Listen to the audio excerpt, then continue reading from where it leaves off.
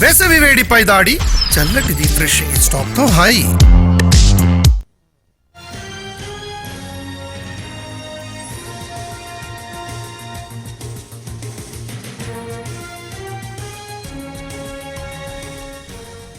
Phone tapping కేసులో కీలక పరిణామం చోటు చేసుకుంది.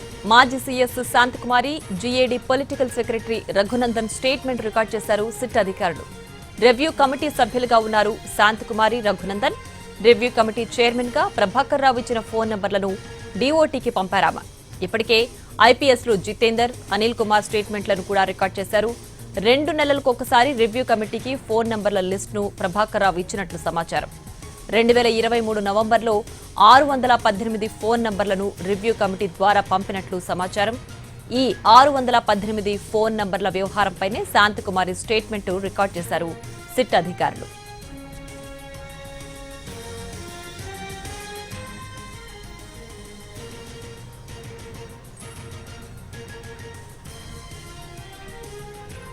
ఇక ఫోన్ ట్యాపింగ్ కేసులో కీలక పరిణామం చోటు చేసుకుంది. మాజీ CS Shanthakumari, GAD political secretary Raghunandan statement record చేశారు సిట్ అధికారులు. దీనికి సంబంధించి పూర్తి సమాచారాన్ని మా crime input editor Ramesh Vaitla అందిస్తారు ఫోన్ లైన్లో. రమేష్, ప్రస్తుతం ఫోన్ ట్యాపింగ్ వ్యవహారంలో ఉన్న అప్డేట్ ఏంటి? శాంతకుమారి అలాగే రఘునందన్ స్టేట్మెంట్ రికార్డ్ చేసిన తర్వాత ఏం జరుగుతోంది?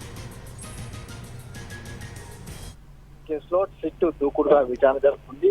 ఇందులో ఏదైతే ఎవరికైతే ఫోన్ ట్యాపింగ్ గురయ్యారో వాళ్ళ ఫోన్లను ఇప్పటికీ వాళ్ళకి సంబంధించి పిలిచి విచారిస్తుంది. అయితే ఏదైతే రివ్యూ కమిటీ అంటే అత్యంత కీలకమైంది, ఎవరైతే ఎస్ఐపీ చీఫ్ గా ఉన్న ప్రభాకర్ రావు ఇచ్చిన ఫోన్ నెంబర్లన్నీ యథాతథంగా రివ్యూ కమిటీ అటు డిఓటీకి పంపిన వ్యవహారం సంబంధించి అటు విచారణ జరుగుతుంది. అయితే దీనికి సంబంధించినైతే ఇప్పటికీ రివ్యూ కమిటీలో సభ్యులుగా ఉన్న అటు మాజీ ఐపీఎస్ అధికారులైన జితేందర్, అనిల్ కుమార్ వాళ్ళిద్దరు స్టేట్మెంట్ ఇప్పటికే రికార్డ్ చేయడం జరిగింది.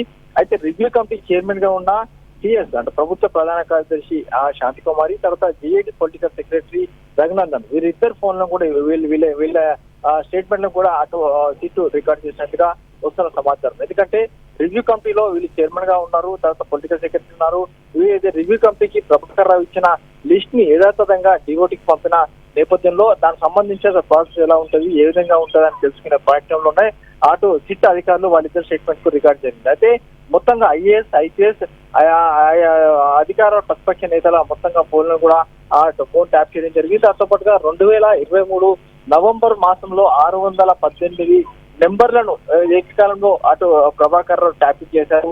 దానికి సంబంధించిన సమాచారం ఇప్పుడు సేకరిస్తుంది. అయితే ఈ నేపథ్యంలోనే అటు శాంతకుమార్ తో పాటుగా రఘునందన్ సంబంధించిన స్టేట్మెంట్ ఒక రికార్డ్ చేశాం. అసలు ఆ సమయంలో ఏం జరిగింది, రివ్యూ కమిటీ చర్చ జరిగిందా, జరగలేదా, రివ్యూ కమిటీ యథావిధంగా డిఓటీ పంపితా అనే కోణంలో దీనికి సంబంధించిన స్టేట్మెంట్ కూడా రికార్డ్ చేస్తూ అధికారులు చెప్తున్నారు.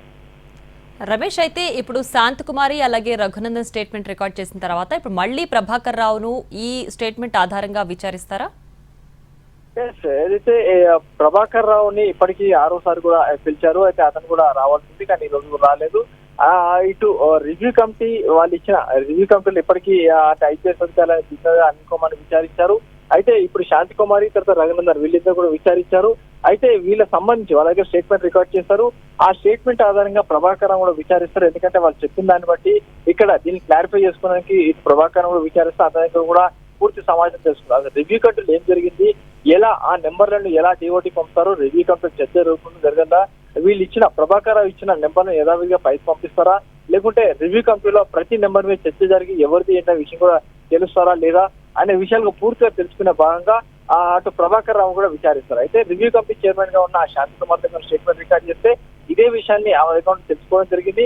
ఆ తర్వాత అటు ప్రభాకర్ కూడా ఇదే విషయాన్ని కన్ఫర్మ్ చేసుకుని ఫర్దర్ గా ఛార్జ్ షీట్ లో పొందుపరిచే అవకాశం అయితే కనబడుతుంది.